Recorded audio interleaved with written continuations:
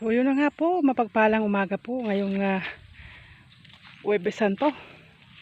Nandito po tayo sa ating mga alaga. Medyo makulimlim na naman. Kahapon po ay umulan ng maganda. At tayo po ay papasalamat sa Panginoon. At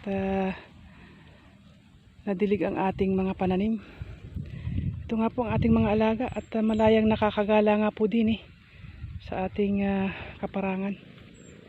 At malayo po ang ambot nitong mga ito. At medyo maganda na sa ating paningin. Talagang nakakataba na po ng puso ang ating mga alaga.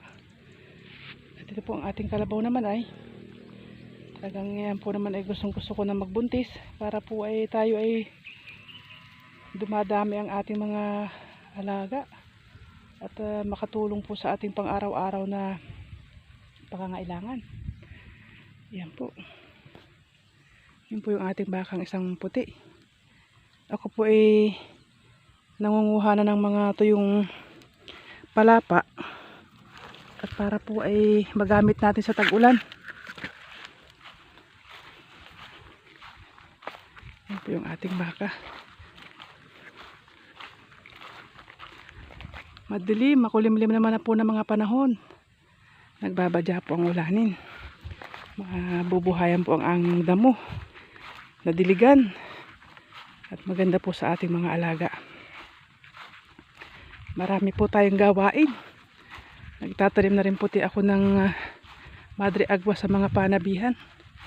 Yan po. At marami po tayong mga yung po namang to yung dumi ng baka ay iyan po apalahin ko at gagawin po nating pataba. Yan po ang aking mga alaga.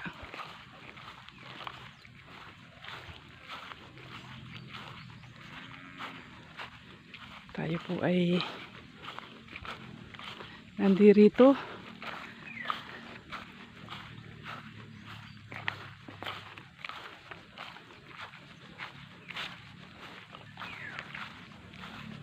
marami po tayong asikasuhin.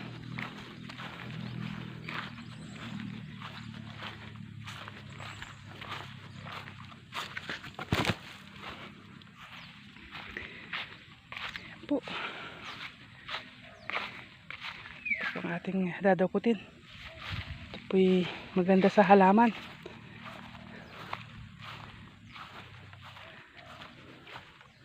Ito po ang ating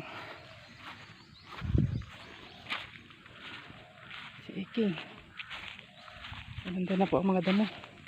Nagberdin at nadiligan. Nagreklamo pa ata itong aking alagang baboy at ipa po ang aking pinakain ngayon. Mamaya po ikakayuran ko sila ng nyog at ipa para po tayo makatipid sa gastusin ng feeds. Talaga pong tayo ay umaaray 350 po araw-araw.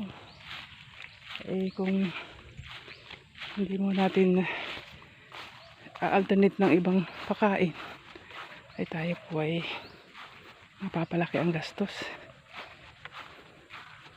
Ito po ang aking kapaligiran, berding berde. Hahasain ko po muna yung aking itak at tayo po ay tanim ng Madre de Agua.